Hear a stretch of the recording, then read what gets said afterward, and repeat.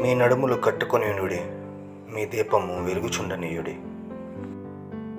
నరుని ఆత్మ యెహోవా పెట్టిన దీపము, మీ ఆత్మలను ఎల్లప్పుడూ వెలుగుచుండనీయుడి. మీరు సిద్ధపాటు కలిగి ఉండుడి అని ప్రభువారు తెలియచేస్తున్నారు.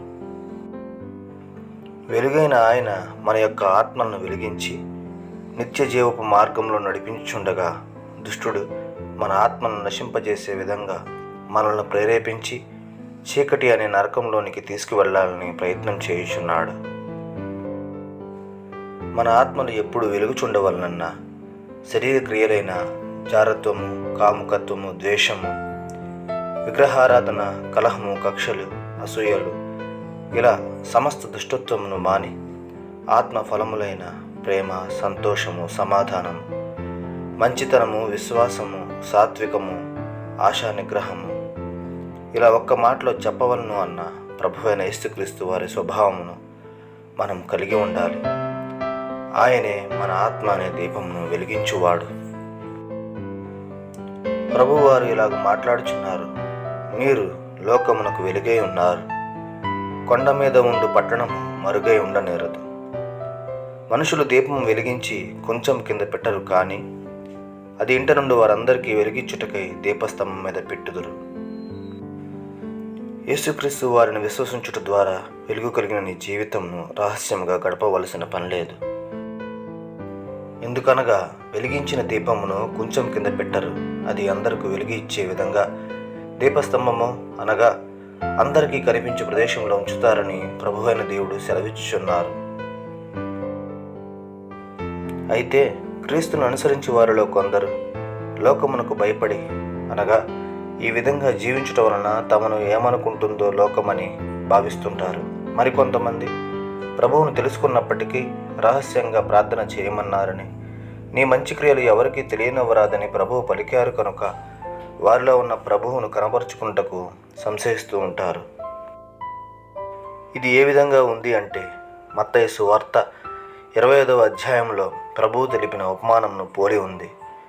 యజమానుడు తమకు ఇచ్చిన తలాంతును రెట్టింపు వృద్ధి చేసుకున్న మంచిదాసుడు మరియు ఇచ్చిన తలాంతును యజమానుడు కఠినాత్ముడు అని భావించి భూమిలో దాచిపెట్టిన చెడ్డదాసుని గురించి తెలిపిన ఉపమాన భాగంలో గమనించవచ్చు.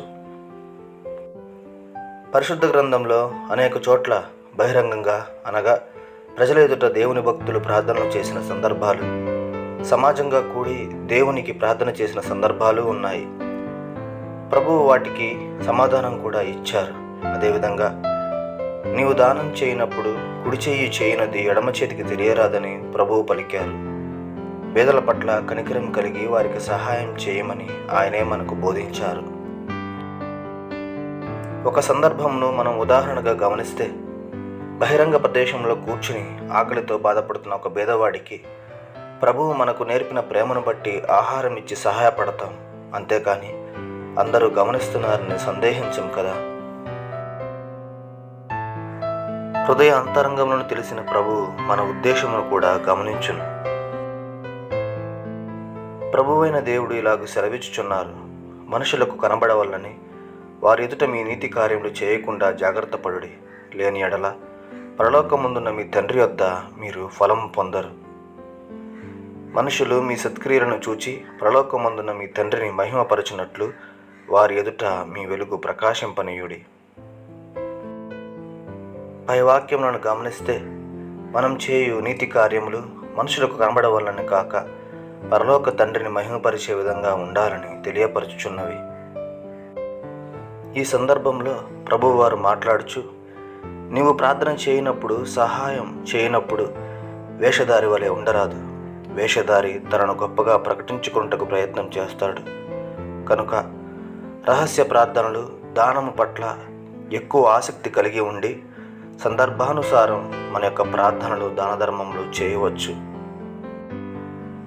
మనం చేయు ప్రతి పని ద్వారా ప్రభువుకే మహిమ కలగాలి. ఎందుకనగా మనం ఏ విధంగా జీవించాలో మనకు నేర్పినవాడు ఆయనే. మనం ఎంత మాత్రము గొప్పవారం కాము. వాక్యం ఇలాగ సెలవిచ్చుచున్నది, మీరు విశ్వాసము ద్వారా కృపచేతనే రక్షింపబడి ఉన్నారు. ఇది మీ వలన కలిగినది కాదు, దేవుని వరమే. పాప ఊబిలో పడిపోయిన మనలను ఆయన తన మహాకృపచేత రక్షించారు. పాపముల నిమిత్తము మనకు రావలసిన శిక్షను తాను భరించి మనను బ్రతికించెను. ఇది ఆయన మనకు అనుగ్రహించిన వరమే.